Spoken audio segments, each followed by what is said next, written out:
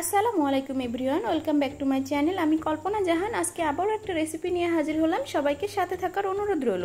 আজকে আমি বানাবো পটেটো ইমোজি, বাচ্চাদের খুব পছন্দের একটা স্ন্যাক্স।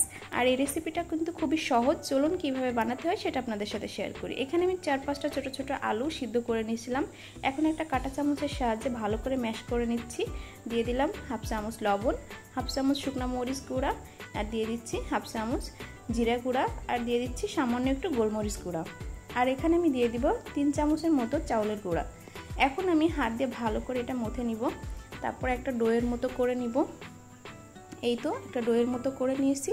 এখন আমি একটা পিঁড়িতে সামান্য একটু তেল লাগিয়ে নিচ্ছি।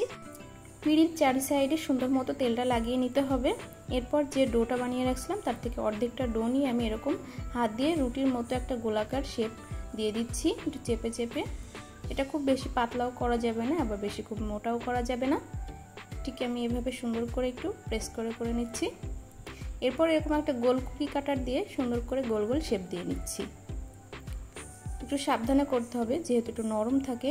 এরপর এরকম একটা স্ট্র দিয়ে আমি 2টা চোখ বানিয়ে নিচ্ছি। এভাবে আমি সমস্ত স্ন্যাক্সগুলোর চোখগুলো বানিয়ে নিব আগে। এরপর আমি এরকম একটা স্যুপের চামচ দিয়ে একটু স্মাইলি শেপ দিয়ে দিচ্ছি। একটু সাবধানে দিতে হবে। এই তো ঠিক এভাবে আমি সবগুলো রেডি করে নিয়েছি। এখন আমি এগুলো ভেজে নিব।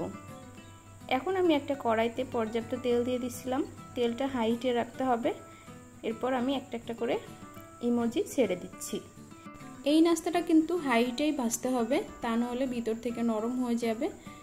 আর এই নাস্তাটা কিন্তু খেতে খুবই মজা লাগে, আর বাচ্চারা তো ডেফিনেটলি পছন্দ করবেই। ঠিক এভাবে আমি এই যে গোল্ডেন ব্রাউন করে ভেজে নিলাম। এখন আমি এটা উঠিয়ে নিব। এই তো রেডি হয়ে গেল দারুণ স্বাদের পটেটো ইমোজি স্ন্যাক্স। আমার ভিডিওটা কেমন লেগেছে সবাই কমেন্ট করে জানাবেন। আর যারা চ্যানেল থেকে দেখছেন তারা একটু সাবস্ক্রাইব, লাইক, কমেন্ট করে দেবেন। আর যারা পেজ থেকে দেখছেন একটু ফলো করে দেবেন। আর সবাই ভালো থাকবেন। আসসালামু আলাইকুম সবাইকে।